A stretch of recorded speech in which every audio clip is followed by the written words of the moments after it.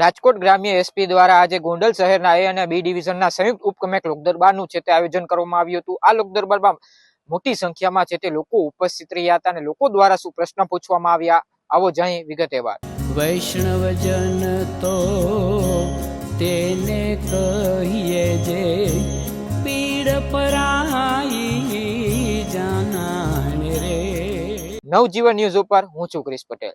આજરોજ રાજકોટ ગ્રામ્ય એસપી દ્વારા છે ગોંડલ શહેરના એ અને બી ડિવિઝનના સંયુક્ત ઉપક્રમે લોકદરબારનું છે તે આયોજન છે તે કરવામાં આવ્યું હતું। આ લોકદરબારમાં મોટી સંખ્યામાં છે તે રાજકીય અને સામાજિક લોકો છે તે ઉપસ્થિત રહ્યા હતા, જેમાં મુખ્ય મુદ્દો છે તે ટ્રાફિક સમસ્યાને લઈ અને કરવામાં આવ્યો હતો। ત્યારે એસપી દ્વારા છે તે ખાતરી આપવામાં આવી હતી કે આવનારા દિવસોમાં નગરપાલિકા અને પોલીસ છે તે ગોંડલ શહેરના માર્ગો ઉપર છે તે પટ્ટા છે તે મારવામાં આવશે, જેની બહાર જે કોઈ પણ વાહન જે હશે તેને દંડકીય છે તે કાર્યવાહી છે તે કરવામાં આવશે। જ્યારે બીજો મુદ્દો છે તે ગોંડલ શહેરમાં બેફામ છે તે ફરતી કાળા કાચ અને ફેન્સી નંબર પ્લેટને લઈને ઉઠ્યો હતો। ત્યારે એસપી દ્વારા છે તે ખાતરી આપવામાં આવી છે કે મેં 4 મહિનામાં છે 12,500 થી પણ વધુ ગાડીઓના કાળા કાચ છે તે ઉતાર્યા છે અને હાલ છે તે આવનારા દિવસોમાં પણ અમે વધુમાં વધુ છે તે ગાડીઓના કાળા કાચ છે તે ઉતારીશું અને દંડકીય છે તે કાર્યવાહી છે તે કરીશું। જ્યારે ત્રીજો મુદ્દો છે તે ગોંડલ શહેરમાં ડ્રગ્સ અને દારૂને લઈને મુદ્દો છે તે ઉઠ્યો હતો। ત્યારે એસપી દ્વારા છે તે ખાતરી આપવામાં આવી છે કે આવનારા દિવસોમાં છે તે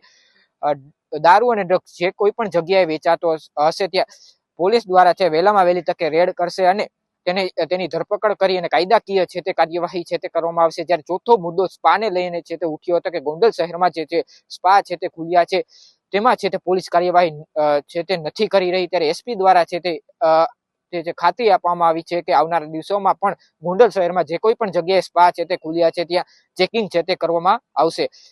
પાંચમો મુદ્દો છે તે સીસીટીવી કેમેરાને લઈને ઉઠ્યો હતો। ત્યારે એસપી દ્વારા છે તે ખાતરી આપવામાં આવી છે કે આવનારા દિવસોમાં ગોંડલ શહેરના તમામ છે તે સીસીટીવી છે તે શરૂ કરવામાં આવશે અને એનું મોનિટાઇઝિંગ માટે છે તે 24 કલાક છે તે રાખવામાં આવશે। આપણે રાજકોટ ગ્રામ્ય જિલ્લામાં 800 થી વધારે ગુનેગાર જેના ઉપર 2 કે 2 થી વધારે FIR રજીસ્ટર્ડ છે એની અમે એક યાદી તૈયાર કરી હતી અને યાદી મુજબ આ લોકોને એક મીટિંગ માટે બોલાવ્યા હતા। 2 વખત આ મીટિંગ પહેલા થઈ ગઈ હતી।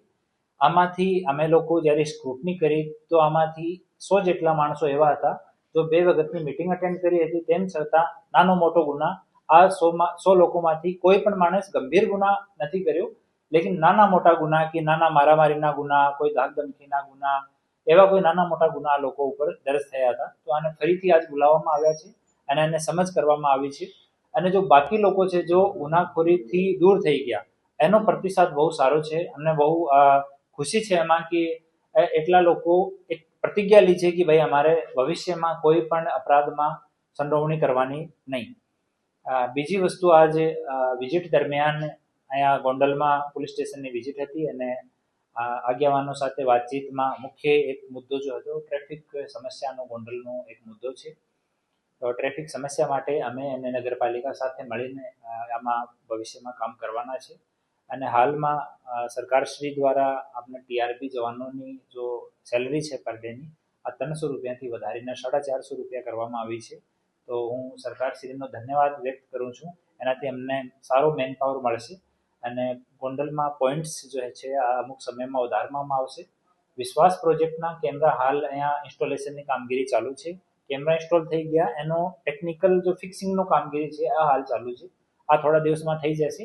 એના પછી અમારો કંટ્રોલ રૂમ પણ નેત્રમ જો કંટ્રોલ રૂમ છે ਉਹ પણ અહીંયાની જો ટ્રાફિકની સ્થિતિ છે એને મોનિટર કરી શકશે।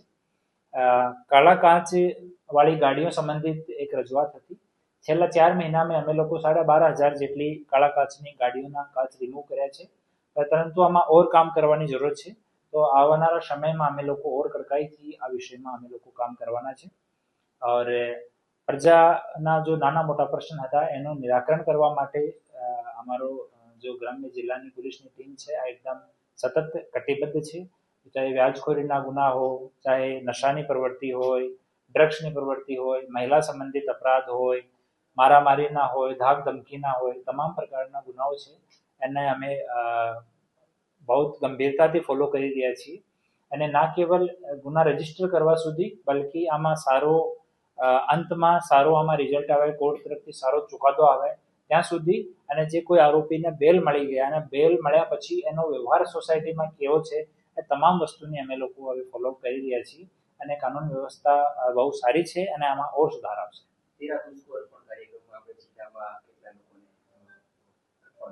આજે અહીંયા ગોંડલમાં જે તેરા તુજકો અર્પણ કાર્યક્રમ કરવામાં આવ્યો, જેમાં સાયબર ફ્રોડના જે લોકોના પૈસા નીકળી ગયા એના પૈસા 7 લાખથી વધારાની રકમ પરત કરવામાં આવી. અને અમે બાર રિક્વેસ્ટ કરીએ છીએ કે 1930 ફોનમાં સેવ કરીને જ રાખવાનો. જ્યારે તમને એવું લાગે કે અમારી સાથે કોઈ પ્રકારનો ફ્રોડ થઈ ગયો, તુરંત 1930 ડાયલ કરવાનો.